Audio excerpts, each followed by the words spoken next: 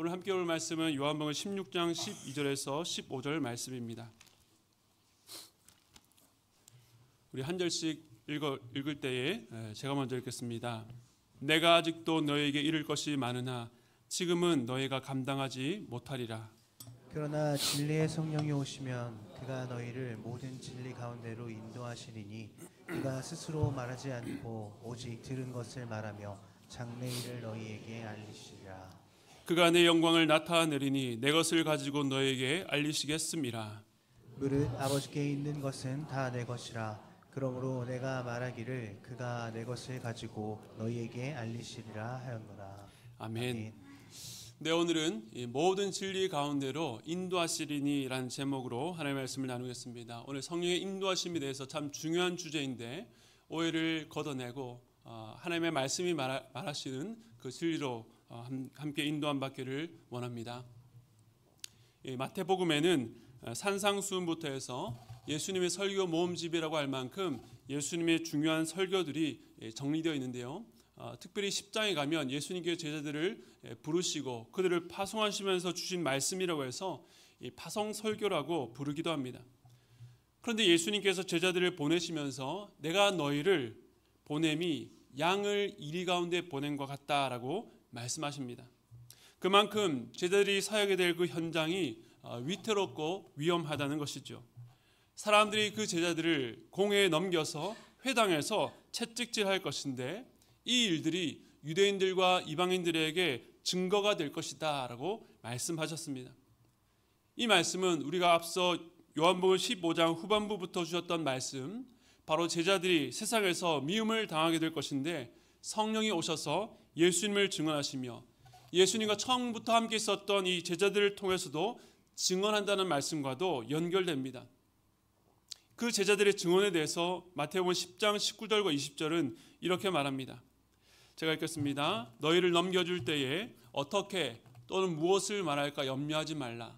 그때에 너에게 할 말을 주시리니 말하는 이는 너희가 아니라 너희 속에서 말씀하시는 이 곧 너희 아버지의 성령이시니라. 아멘. 주님 말씀이 무엇입니까? 너희가 어떻게 무엇을 말할까 염려하지 말라는 것입니다. 왜냐하면 말하는 이는 너희가 아니라 너희 안에서 말씀하시는 성령이기 때문입니다. 이것이 바로 성령을 통한 증언입니다.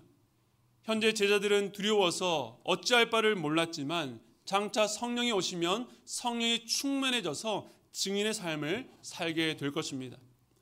그 증언의 내용은 지난주 보았던 말씀처럼 성령께서 죄와 의와 심판에 대해서 세상을 책망하시고 드러내신다는 것입니다. 즉 성령님은 각 사람 마음속의 숨은 죄, 바로 예수 그리스도를 믿지 않는 그 불신앙과 헛된 자기 의를 무너뜨리시고 그리스도의 십자가로 말미암은 완전한 의를 드러내십니다.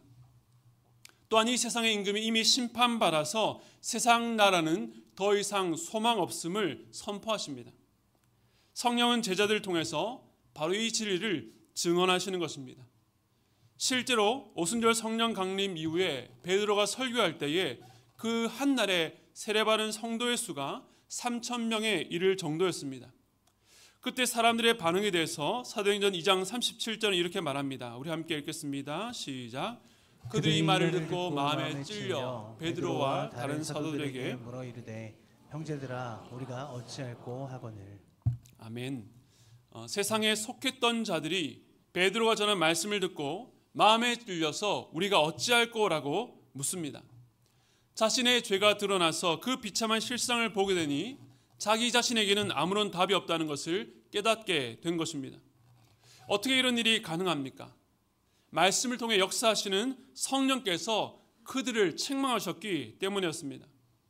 오늘도 이 자리에서 많은 성도들이 이 말씀을 듣지만 각자에게 드러나는 양상은 저마다 다를 것입니다. 저는 이 말씀이 누구에게 그리고 어떻게 역사하는지는 다 알 수 없지만 성령 하나님께서 이 말씀을 통해서 여러분 안에 일하시기를 간절히 소원합니다. 또한 성령님은 여러분을 통해서 이 세상 가운데 증언하십니다. 적대적인 세상에서 증인으로 살아간다는 것은 이리떼 속에 보내진 양들과 같지만 주님께서 성령을 통해 여러분 안에 언제까지나 함께 하신다는 것을 믿으시기 바랍니다. 이처럼 제자를 향한 주님의 가르침은 오늘 본문에서도 계속됩니다. 그런데 주님께서는 갑자기 이렇게 말씀하셨습니다. 요한복음 16장 12절 말씀 우리 함께 읽겠습니다. 시작. 내가 아직도 너에게 이를 것이 많으나 지금은 너희가 감당하지 못하리라. 즉 주님은 제자들에게 가르칠 것이 많으셨지만 지금 다 말할 수 없는 것은 그들이 감당하지 못하기 때문이다 라고 하셨습니다. 현재 제자들의 형편이나 상태가 그 말씀을 받아들일 준비가 되어 있지 않다는 점에서 주님의 안타까운 마음이 느껴집니다. 그러나 그 이후에 계속 이어지는 그 주의 말씀을 전체를 보면 이것은 단지 제자들의 부정함에 대한 안타까움이나 실망보다는 사랑의 배려였다는 것을 알 수 있습니다. 우리가 누군가에게 해주고 싶은 조언이 있어도 상대가 들을 준비가 되었는지 그가 그것을 소화할 수 있는지를 주의 깊게 살펴보아야 합니다. 이것이 지혜입니다. 우리가 자녀를 양육할 때도 마찬가지입니다. 부모가 볼 때에 좋은 것이라고 항상 자녀에게 유익되지 않습니다. 자녀들이 먼저 받아들일 그릇이 준비되어야 하는 것입니다. 지난주 교육자 회의 때 재미있는 이야기를 하나 들었습니다.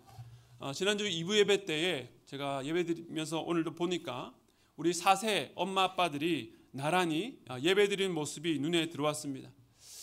그러고 보니 1월 달에는 두 분 중에 한 분이 우리 4세 아이와 함께 예꾼부에서 함께 예배 드리면서 아이들의 적응을 돕고 이제 2월 달부터는 예꾼부의 안내를 따라서 이 자녀를 부서에 온전히 맡겨두고 이제 본당에 부부가 함께 들어와서 예배 드릴 수 있게 된 것입니다. 참 오랫동안 잠옷실에서 힘겹게 예배 드리다가 이 본당에서 함께 예배 드리는 모습이 참 감동적이고 감격스럽기까지 했습니다. 그래서 예꾼부 전도사님께 4세 아이들이 이렇게 엄마 아빠가 없는데도 예배를 잘 드렸냐라고 물으니까 우리 교회 지난주 주일 풍교에서 볼 수 있는 것처럼 처음에는 몇 명의 아이들이 울긴 했지만 그래도 아이들이 끝까지 부모님을 예배드린 부모님을 호출할 일 없이 잘 드렸다라고 하셨습니다. 우리 예꾼부 교사들이 참 수고가 많으셨습니다. 또 많이 울었던 한 아이는 다음 주에는 안 울겠다라고 그렇게 했다는데 참 기특하죠. 오늘 울고 있는지 모르겠습니다. 그런데 5세 중에 한 아이가 엄마에게 이렇게 말했다는 것입니다. 오늘 자기가 예배 드리는데 아기들이 많이 울었다는 겁니다. 자기 눈에 우는 동생들이 한참 어린 아기처럼 보였던 것입니다. 우리가 볼 때 4살짜리나 5살짜리나 다 같은 아기인데 말이죠. 우리는 이야기를 들으면서 다 웃지만 우리도 그런 때를 지나왔습니다. 우리가 볼 때는 4살이나 5살이나 그냥 똑같은 비슷한 아기 같지만 그 1년 안에는 많은 변화와 성장이 있습니다. 하나님의 말씀을 듣고 이해하는 것도 마찬가지입니다.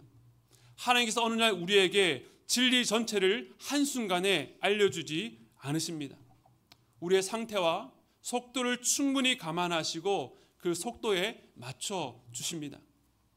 성경을 이 계시의 책이라고 하는데 계시라고 하는 것은 우리가 이전에 볼 수 없었던 것들이 어떤 계기를 통해서 보게 되었다는 것을 말합니다.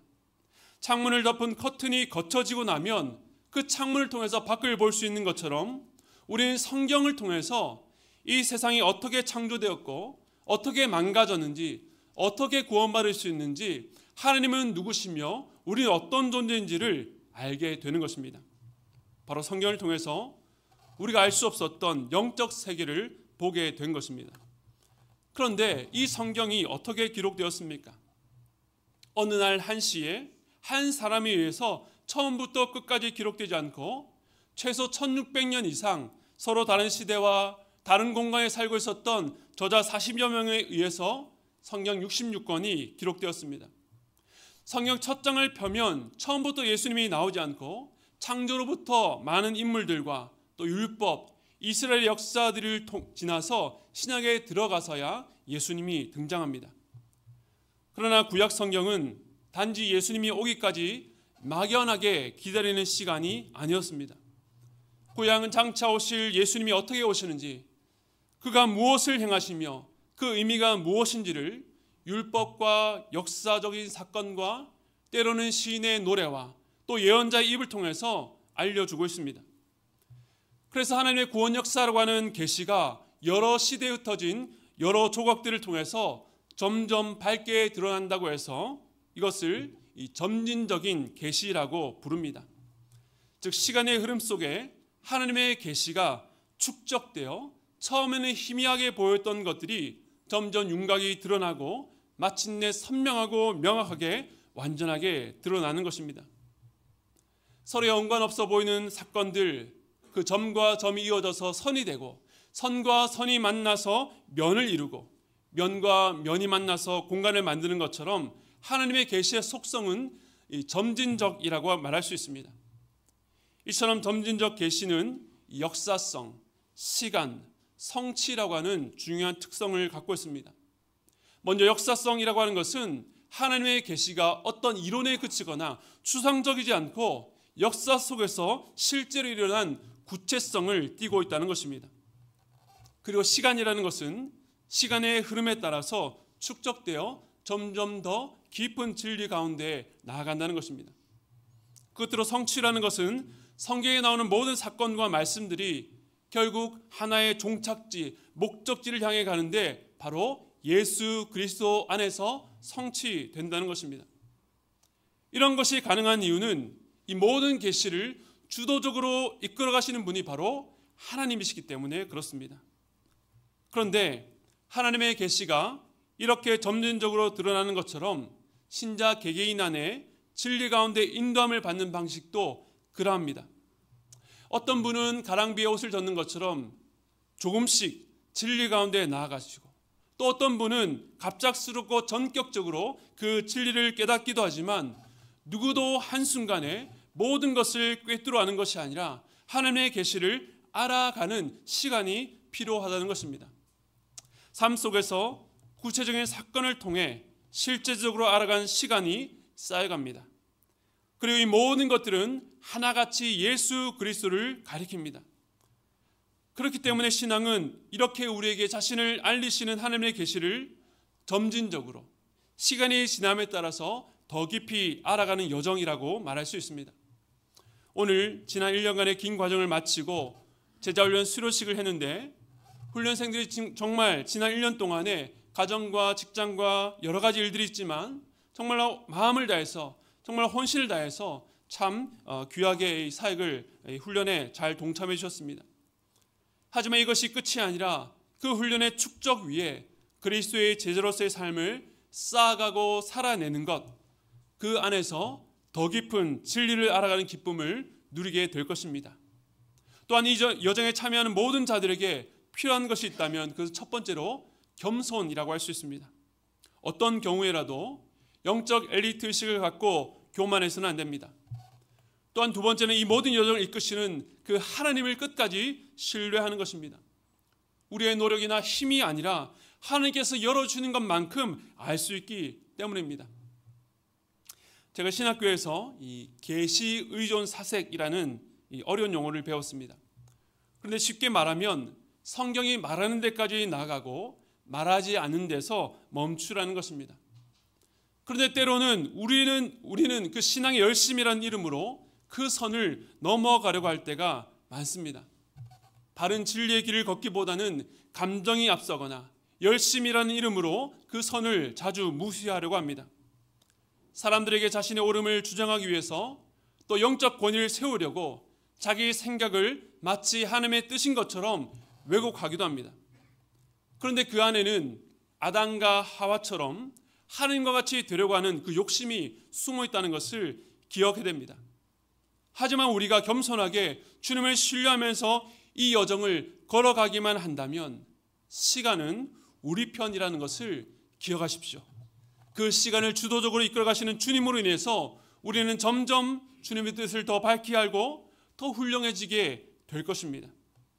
주님께서는 비록 지금은 제자들이 다 감당할 수 없는 어떤 한계 가운데 있다는 것을 분명히 아셨습니다. 그러나 주님은 장차는 제자들이 이 모든 것들에 대해서 밝히 알게 될 것을 확신하고 계셨습니다. 왜 그렇습니까? 그 정답이 16장 13절에 있습니다. 우리 함께 읽겠습니다. 시작. 그러나 진리의 성령이 오시면 그가 너희를 모든 진리 가운데로 인도하시리니 그가 스스로 말하지 않고 오직 들은 것을 말하며 장래일을 너에게 알리시리니. 아멘. 그렇습니다. 진리의 성령이 오셔서 제자들을 모든 진리 가운데로 인도하신다는 것을 주님은 아셨기 때문에 안심할 수 있었습니다. 우리도 마찬가지입니다. 지금 우리에게는 감당할 수 없는 많은 말씀들이 있지만 주님은 반드시 진리의 성령께서 우리를 진리로 인도하신다는 것을 확신하십니다. 그렇다면 여기서 말하는 모든 진리란 무엇입니까? 지난번 요한복음 14장 6절에서 예수님은 자신을 길과 진리와 생명이라고 하셨습니다. 즉 예수님은 진리이십니다. 그래서 성령님은 우리의 모든 시간과 삶의 구체적인 자리에서 일하셔서 예수 그리스도와 관련된 모든 진리 안으로 우리를 인도하시는 것입니다. 성령을 떠나서는 진리를 결코 알 수 없습니다. 성령님은 진리의 유일한 전문가이기 때문입니다. 우리 사도 바울의 고백을 들어보겠습니다. 고린도전서 2장 9절과 10절 말씀 제가 읽겠습니다. 기록된 바 하나님이 자기를 사랑하는 자들을 위하여 예비하신 모든 것은 눈으로 보지 못하고 귀로 듣지 못하고 사람의 마음으로 생각하지도 못하였다함과 같으니라. 오직 하나님이 성령으로 이것을 우리에게 보이셨으니 성령은 모든 것 곧 하나님의 깊은 것까지도 통달하시느니라. 아멘. 하나님께서 사랑하는 우리들 위해서 예비하신 그 모든 것들은 우리 육신적인 감각과 지혜와 틀로는 도저히 알아낼 수가 없습니다. 오직 하나님의 성령을 통해서만 알 수 있는데 그 성령님에 대해서 하나님의 깊은 것까지도 통달하셨다. 깊이 탐구하고 살펴서 아시는 분이라고 말씀합니다. 우리가 열 길 물속은 알아도 한 길 사람 속은 모른다는 속담이 있는데 성령은 사람이 아니라 하나님의 가장 깊은 것까지도 알고 계시기 때문에 우리를 진리로 이끄시는 확실한 인도자가 되시는 것입니다. 그러므로 진리를 알아가는 모든 여정에는 반드시 성령 하나님의 인도하심이 필요합니다. 그러면 그 성령님께서 우리를 어떻게 인도하십니까? 다시 16장 13절 하반절에 보시면 그가 스스로 말하지 않고 오직 들은 것을 말하며 장래일을 너에게 알리시리라 말씀합니다. 두 가지로 말씀합니다. 먼저는 스스로 말하지 않고 오직 들은 것을 말씀하셔서 인도합니다. 그런데 여기서 성령님께서 스스로 말하지 않고 오직 들은 것을 말씀하신다고 하니까 성령님을 종속적이거나 열등한 존재로 생각할 수 있는데 전혀 그렇지 않습니다. 이전에 예수님께서도 바리새인들과 논쟁하실 때에 여러 차례 내가 스스로 말하는 것이 아니라 오직 아버지께 들은 것을 말하고 스스로는 아무것도 하지 않고 오직 본 것만 행한다고 하셨습니다. 즉 보냄을 받은 자는 보내신 이의 뜻을 드러냅니다. 예수님께서 절대적으로 아버지를 의존하여 그의 뜻을 드러내셨던 것처럼 성령님도 그리스도를 드러내시는 것입니다. 이것이 어떤 우열의 관계가 아니라 삼위 하나님 안에서 서로를 향한 깊은 사랑과 순종 가운데 이루어지는 일입니다. 그 관계가 얼마나 가까우셨으면 구별되는 다른 존재가 서로를 완벽하게 드러내시는 것입니다. 그것은 바로 성부와 성자와 성령이 하나이시기 때문에 가능한 일입니다. 성령님은 먼저는 오직 들은 것, 과거에 주께서 하셨던 말씀과 행적을 통해서 제자들을 인도하십니다.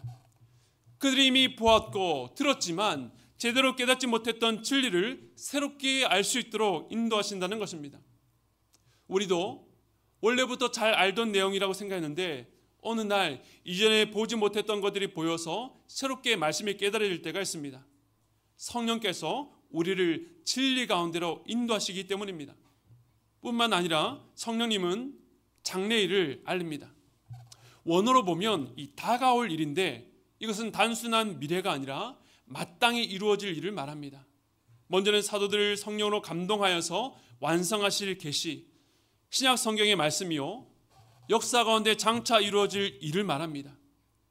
그래서 장래일의 핵심은 이 땅을 떠나서 하늘로 승천하신 예수님의 계속적인 일이라고 할 수 있습니다. 하늘 보좌에 앉으신 주님께서 자신의 사역을 중단하지 않으시고 성령을 통해서 당신의 일을 계속하시는 것입니다. 이전에 약속으로만 존재했던 예수님의 말씀들이 역사적인 실제로 그 제자들이 실제로 경험하도록 인도하신다는 것입니다. 예수 그리스도의 십자가와 부활 사건이 신자들의 마음에 믿어지고 그 생명의 역사가 그를 변화시켜 나가는 것은 지금 그때에 성령께서 그들을 인도하고 계시기 때문입니다.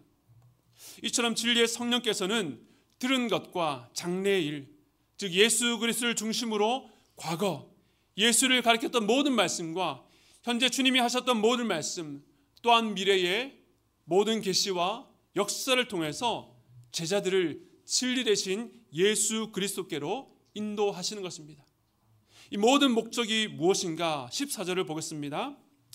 함께 읽겠습니다. 시작. 그가 내 영광을 나타내리니 내 것을 가지고 너에게 알리시게 했음이라. 아멘.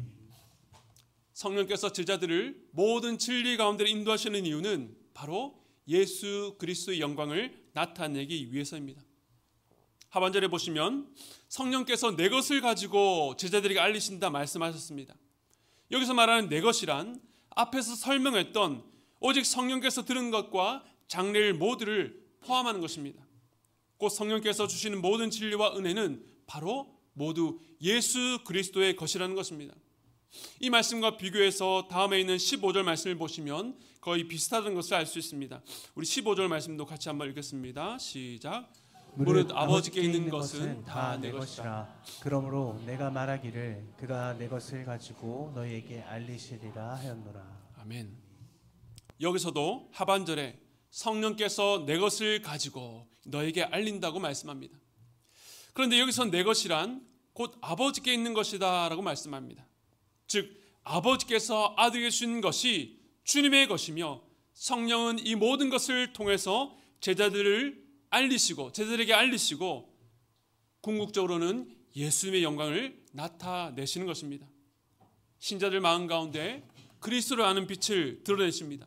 그리스도가 얼마나 아름답고 영광스러운지, 그가 행하신 일이 얼마나 능력 있고 사랑과 은혜가 충만한지를 나타내십니다. 결국 성령님의 모든 말씀과 초점과 목표가 모두 예수 그리스도 한 분만을 가리키는 것입니다. 여러분, 성령께서 우리를 진리 가운데 인도하여 예수님의 영광을 보게 하신다는 것이 얼마나 가슴 벅찬 일입니까? 그 나타난 주님의 영광 앞에 우리는 떨며 감탄하고 찬양하게 됩니다. 그 영광이 이 땅에서는 볼 수 없는 너무나도 신비하고 놀랍고 은혜로 충만하기 때문입니다. 오늘 이 자리에서 함께 예배드리는 여러분 모두가 진리의 성령의 인도하심을 받는 삶이 되기를 축복합니다.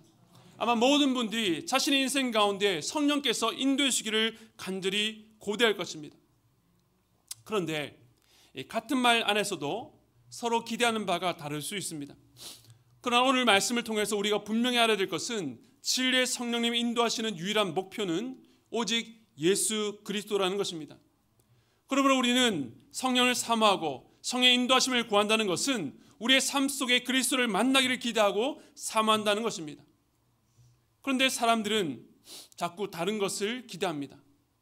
오늘날 성령에 대한 관심은 그 어느 때보다 높아졌지만 성령에 대해서 오해하게 되면 엉뚱한 것을 기대하게 됩니다. 오늘 유튜브를 보면 성령 사역이라고 하는 여러 가지 집회의 형태들을 보게 됩니다. 어떤 능력이나 은사, 신유, 예언, 기적과 같은 것을 앞세웁니다.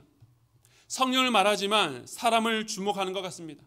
물론 그들은 예수님도 공생애 중에서 여러 병자들을 고치시고 그들의 필요를 채우셨다라고 주장합니다. 그러나 예수님도 찾아온 무리들을 보시고 불쌍히 여기셔서 그들을 고치시고 먹이셨지만 한 번도 치유나 기적을 메인 타이틀로 사람들을 동원하신 적이 없습니다.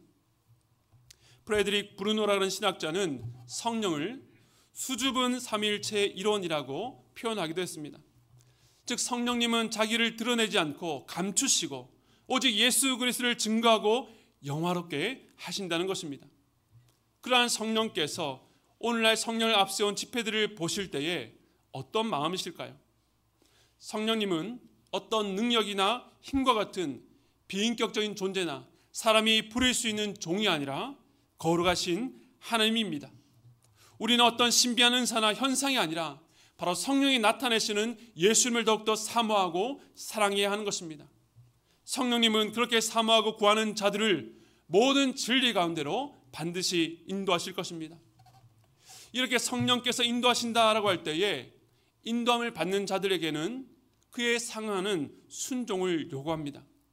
성령께서는 우리를 사슬에 메어서 억지로 끌고 가시지 않고 우리의 인격적인 반응, 알아가는 가운데 동의하고 신뢰하고 그 인도하심을 기쁨으로 따라가기를 원하십니다.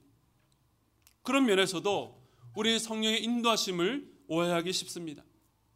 제가 청소년기 때에 기도에 대한 훈련을 받고 또 각종 기도 모임을 쫓아다니면서 또 기도가 깊은 분들을 만나면서 제 마음에도 이 기도를 잘하고 싶은 강한 갈망이 있었습니다.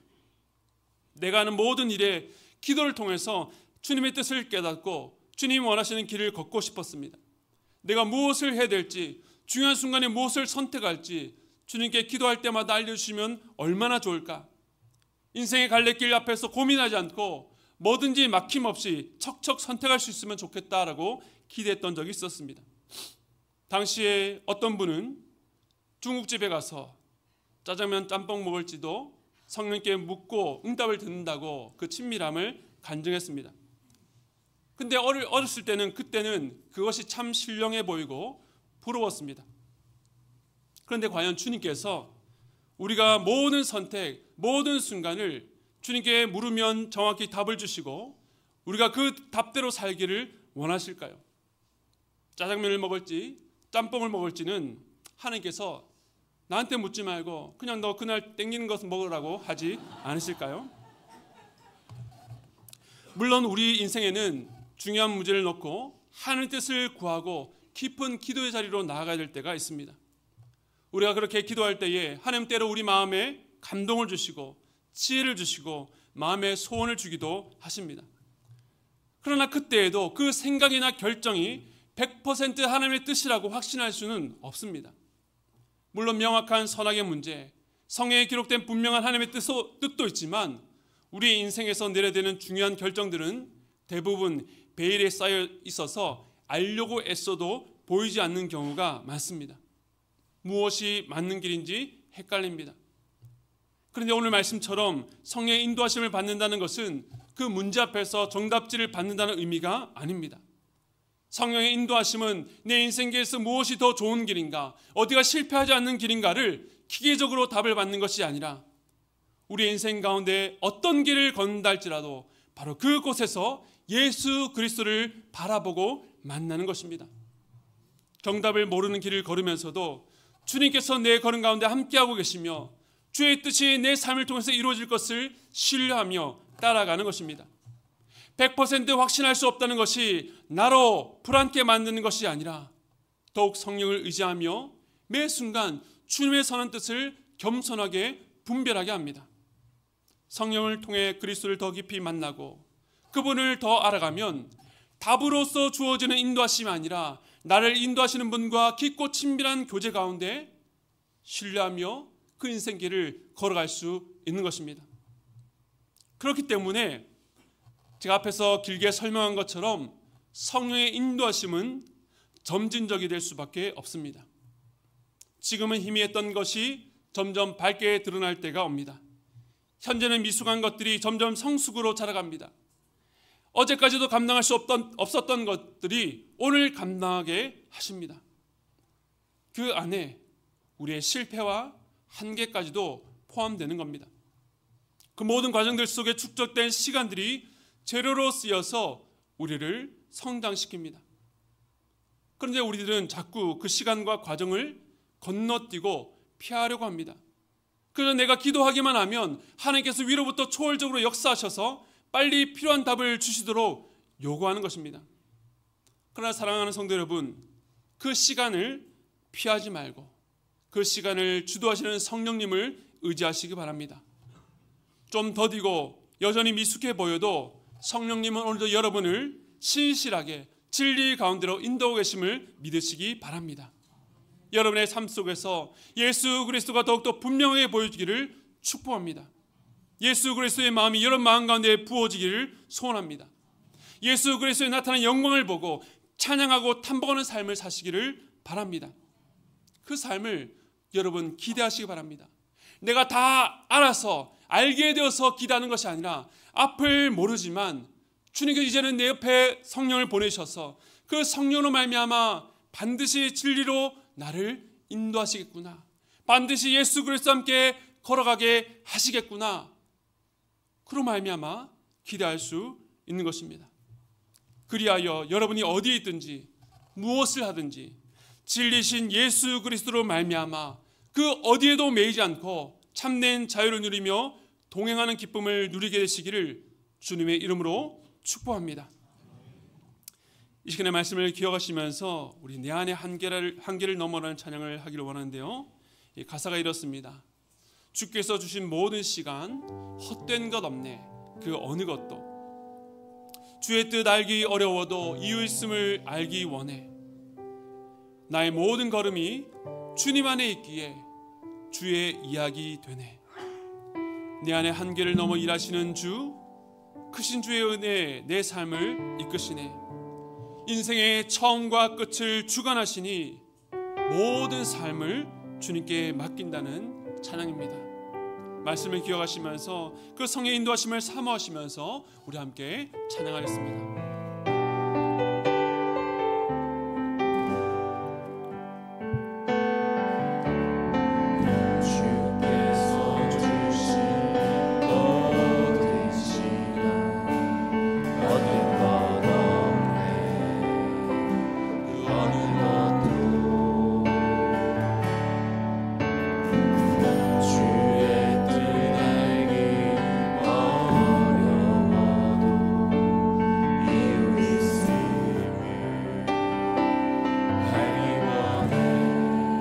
나의 모든 걸음이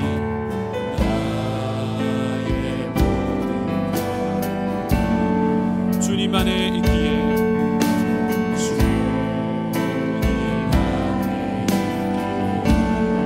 주의 이야기 되네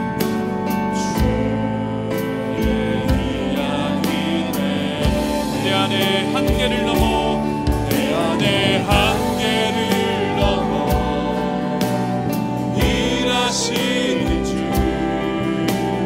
크신 주의 은혜 내 삶을 이끄시네 인생의 처음과 끝이 주관하시니 모든 삶 주님께 맡기네 우리 처음부터 다시 한 번 더 고백하겠습니다. 주께서 주신 모든 시간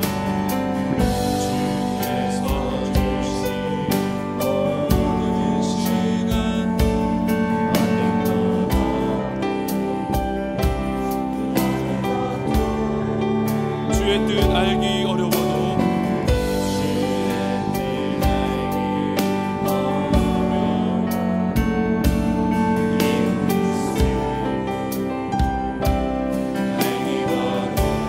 나의 모든 걸음이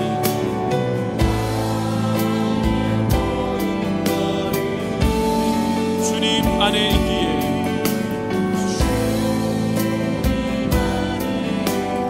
내 모든 시간이 주의 이야기 되네 주의 이야기 되네 내 안의 한계를 넘어 일하시는 주 주신 주의 은혜 내 삶을 이끄시네 인생의 처음과 끝을 주관하시니 모든 삶 주님께만 내 안의 한계를 넘어 내 안의 한계를 넘어 일하시는 주 크신 주의 은혜 내 삶을 이끄시네 인생의 처음과 끝을 주관하시니 모든 삶 주님께 드리니 모든 삶 주님 마지막 모든 삶 주님께 맡기네 모든 삶 주님